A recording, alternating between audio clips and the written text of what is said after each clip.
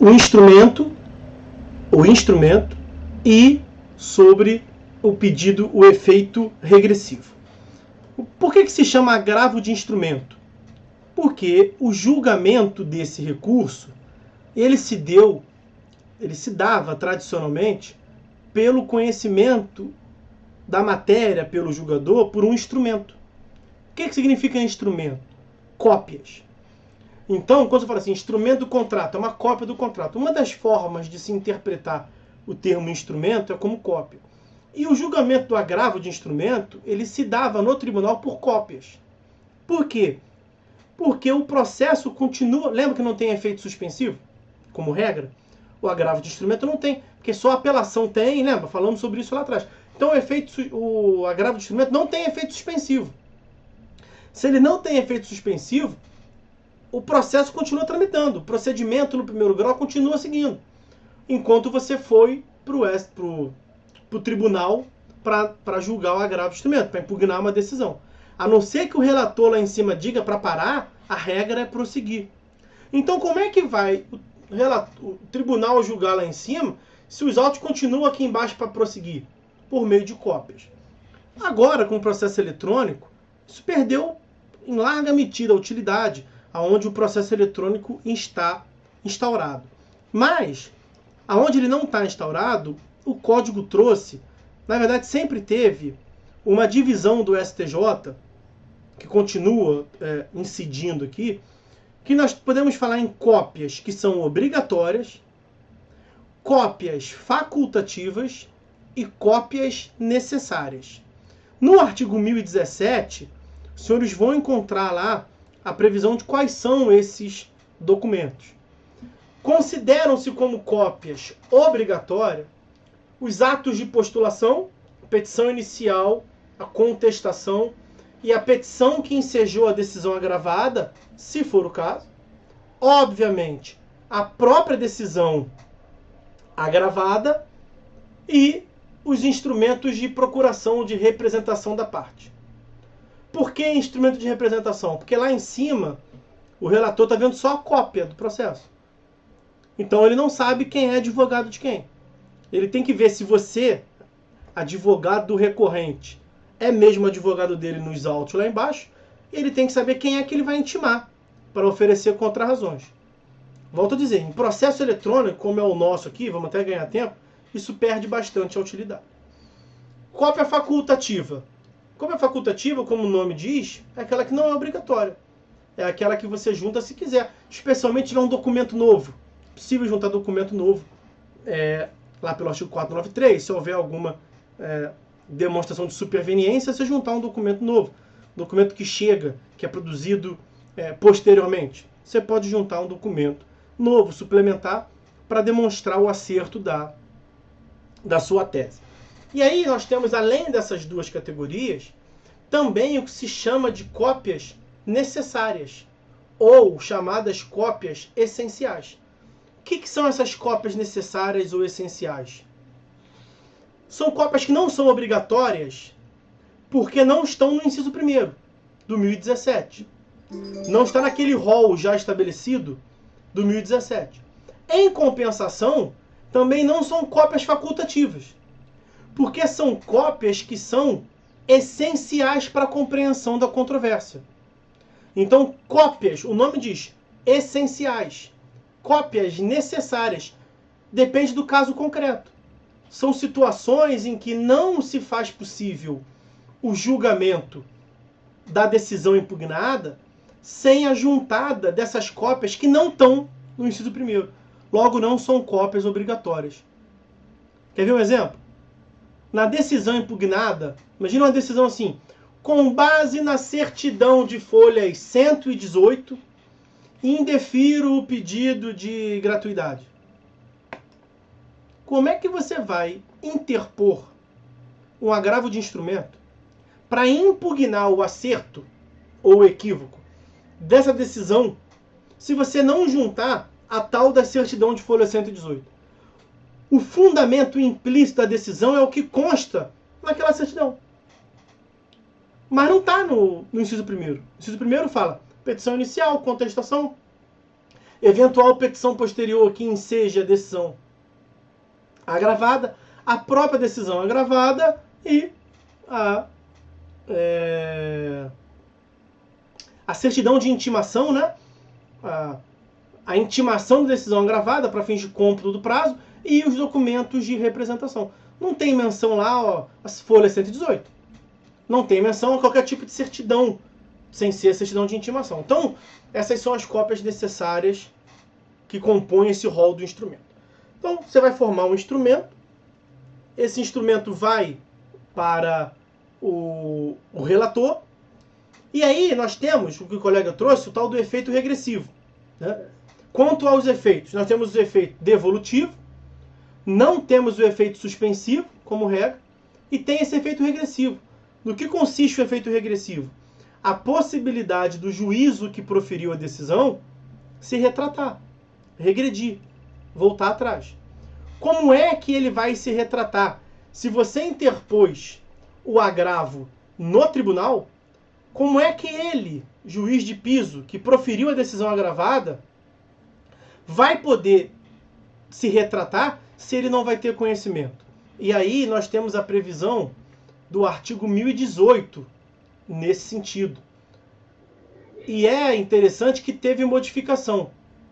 Olha o artigo 1018 como um todo aí. Artigo 1018. Deixa eu ver se ele foi todo. Não, peraí que faltou um parágrafo. Nós tivemos uma modificação interessante nesse artigo 1018. Olha o que prevê o caput. Mas cuidado com o caput. Olha o caput. O agravante poderá requerer a juntada aos autos do processo da cópia da petição do agravo de instrumento, do comprovante de sua interposição e da relação dos documentos que instruíram o recurso. Veja, o verbo é poderá. Para que ele junta nos autos a petição do agravo de instrumento? Para facultar ao juiz o juízo de retratação. Um momentinho, tocou o telefone aqui, me perdoem. Eu vou botar no mudo aqui, foi mal, galera. Então ele junta a petição, e o prazo era de 3 dias, e continua sendo, mas nós vamos entender isso melhor depois. Ele junta nos autos originários, perante o juiz que proferiu a decisão, o agravo de instrumento que ele interpôs lá em cima. E basicamente fala assim: excelência, interpus um agravo lá em cima da sua decisão, que eu não gostei dela, muda ela aí. Reconsidera. O juiz pode reconsiderar. Parágrafo 1º. Se o juiz comunicar que reformou inteiramente a decisão, o relator considerará prejudicado o agravo de instrumento. O agravo de instrumento impugna uma decisão, mas no dia seguinte o juiz retratou da decisão. Então perdeu o objeto. Não tem que julgar o agravo de instrumento. É essa a finalidade da juntada da decisão. Parágrafo 2º. Olha aqui. Aqui é que dá o detalhe. Não sendo eletrônicos os autos, o agravante tomará a providência prevista no caput. Então, isso que eu chamava a atenção. Cuidado que o caput fala, o agravante poderá requerer a juntada. Esse poderá, faculdade, é no processo eletrônico. Porque olha o parágrafo 2º. Não sendo eletrônicos, o agravante tomará a providência, é um dever. Então, cuidado que no caput nós temos uma faculdade, no parágrafo 2º nós temos um dever. Por que tem essa distinção? Porque no processo eletrônico, essa informação ao juízo, a quo, ela se dá automaticamente. O próprio sistema gera um pop-up lá para o juiz, fala assim, ó, agravaram da sua decisão. Então o juízo de retratação já se dá automaticamente. Por isso que não é um dever, é uma faculdade da parte. Então no caput do 1018 são para autos eletrônicos. Sendo os autos não eletrônicos, né, que alguns chamam de processo físico, é uma obrigação, é um dever do agravante juntar. E vai juntar lá, num prazo, um momentinho só, ele vai juntar no prazo de 3 dias contados da interposição do agravo. Então a primeira coisa que eu quero ver com os senhores é essa faculdade no caput para processo eletrônico, a obrigatoriedade, parágrafo 2º, nos processos físicos. Agora nós temos uma outra distinção. No Código de 73, era sempre obrigatória a juntada. Não tinha essa distinção de faculdade / obrigatoriedade. Lá era sempre obrigatório. E no Código de 73, a consequência do descumprimento era sempre também a inadmissibilidade do agravo de instrumento. Então lembra que eu falei que um dos pressupostos extrínsecos de admissibilidade são os requisitos específicos? No agravo de instrumento, nós temos o requisito específico da formação do instrumento, como nós vimos ainda há pouco. E um outro requisito específico, no Código de 73, era a juntada dessa petição, porque ela era sempre obrigatória e a não juntada ensejava sempre a inadmissão do recurso. Nós também tivemos mudança aqui, porque aqui, ora é faculdade, processo eletrônico, ora é obrigatório. Mesmo no caso em que é obrigatório, o descumprimento pelo agravante desse dever não vai ensejar necessariamente a inadmissão. Então, estamos em processos físicos. O agravante tem que juntar no juízo originário, em 3 dias, o seu agravo de instrumento para permitir o juízo de retratação. Mas ele não fez. Código anterior, inadmissão do recurso, sempre. Código atual, depende. Depende do quê? Depende da outra parte. Então agora, a inadmissão do agravo de instrumento, pela não juntada dessa petição no juízo ACO em processos físicos, depende da alegação da outra parte. Olha o parágrafo 3º. Parágrafo 2º fixa o dever em autos físicos do peticionamento em 3 dias no juízo originário, não é isso? Parágrafo 3º. O descumprimento da exigência do parágrafo 2º, o peticionamento em 3 dias no juízo originário, vírgula, desde que arguido e provado pelo agravado, importa a inadmissibilidade do agravo de instrumento. Então veja que a inadmissibilidade não se dá automaticamente. A inadmissibilidade agora é a mesma lógica, senhores, da diminuição dos vícios formais, que nós mencionamos ainda há pouco com os senhores. Agora a inadmissibilidade do agravo de instrumento por esse requisito, pela não juntar, depende de 2 fatores.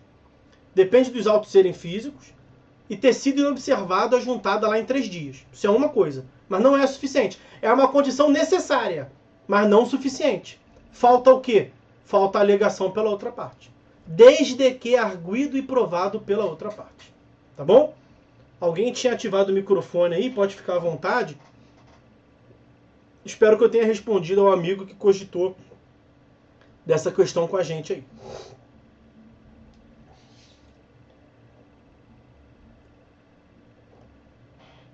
Alguém? Não? Beleza, então. Vamos seguir?